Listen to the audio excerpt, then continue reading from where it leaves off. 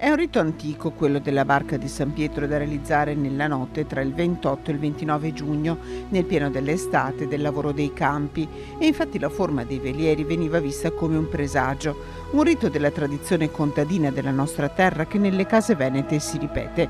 Come fare questa barca? Servono una caraffa d'acqua e un solo uovo fresco, ma non bastano.